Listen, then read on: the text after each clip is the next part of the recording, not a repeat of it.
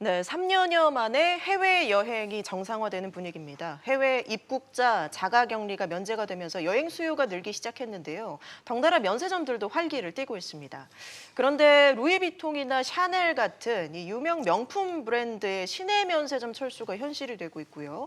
또 정부가 면세점 구매 한도를 없애긴 했지만 기대만큼 효과가 나진 않고 있습니다. 이 면세점 업계의 암흑기 당분간은 이어질 것으로 보이는데 박규준 기자와 함께 살펴보도록 하겠습니다. 박 기자. 예. 루이비통, 샤넬, 이 국내 시내 면세점에서 철수한다고 해서 좀 떠들썩했는데 지금은 상황이 어떻습니까? 네, 이미 예고된 대로 롯데와 신라 면세점에서 말씀하신 고가 브랜드들이 이번 달 1일부로 철수, 그러니까 소위 방을 뺐습니다. 네. 루이비통은 롯데 면세점 부산점, 그리고 제주점, 신라 면세점 이 제주점에서 철수했고요. 롯데 면세점 제주점 같은 경우에는 일찍이 올 1월에 영업을 중단했고 철수를 이번 달 4월 1일 날에 한 겁니다. 샤넬도 보면 롯데 면세점 부산점, 신라 면세점 제주점에서 지난달 31일까지만 장사를 하고 이번 달 1일에 철수했습니다.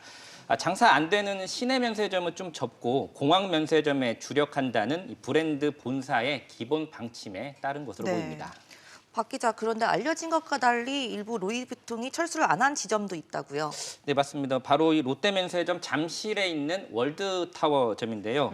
원래 루이비통은 월드타워점을 포함해서 롯데 면세점 부산점 그리고 신라 면세점 제주점에서 3월 30일까지만 영업을 한다고 대대적으로 알려졌었습니다.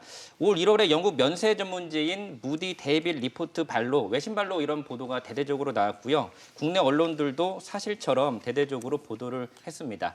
그런데 유일하게 롯데 면세점 월드타워점만 현재 4월 1일 루이비통 철수 대상에서 제외됐고 지금도 가보면 영업을 하고 있습니다. 네. 업계에선 롯데 면세점이 좀 남아달라는 취지로 루이비통 측을 꾸준히 설득한 결과로 보고 있는데요.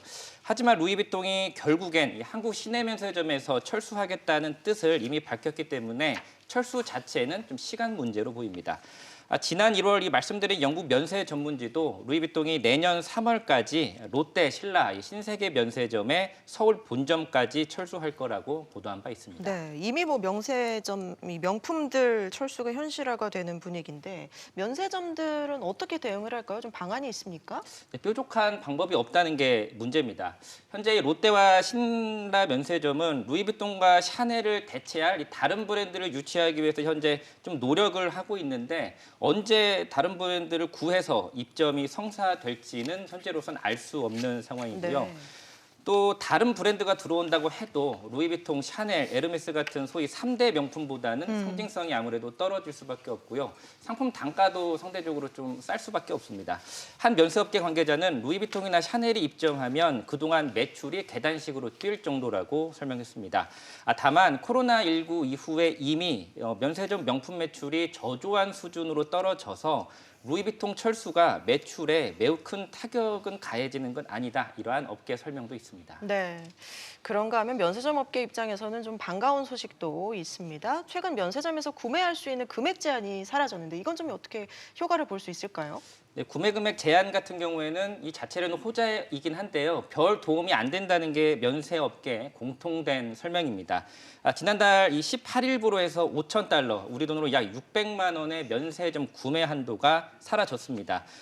그래서 출국하는 내국인들은 이제 600만 원 넘어서 뭐 1,000만 원 하는 이 고가 명품백도 면세점에서 이제 구입할 수 있게 되는 건데요. 하지만 실제로는 여행객 한 명당 구매 금액을 알아보면 거의 늘지 않았다고 합니다. 한 대기업 면세 사업자에 따르면 기존 구매 한도인 5,000달러 이상으로 구매해야지 정책 효과가 있는 건데 실제로 5,000달러 이상으로 구매한 내국인은 살펴보면 30명 정도로 매우 적은 수준이라고 말했습니다. 구매 한도 풀어주면 솔직히 좀 많이 살 거라 생각을 했거든요. 그러게요. 근데 지금 그렇지 않다는 말씀이신데 이거 왜 그런 건가요? 네, 세금 혜택을 주는 면세 혜택 한도는 똑같기 때문인데요. 네. 여전히 면세 한도가 600달러, 우리 돈으로 약 73만 원으로 그대로라서 지금도 세금이 안 붙는 70만 원 수준까지만 딱 구매를 한다고 합니다. 업계 이야기 좀 들어보시죠.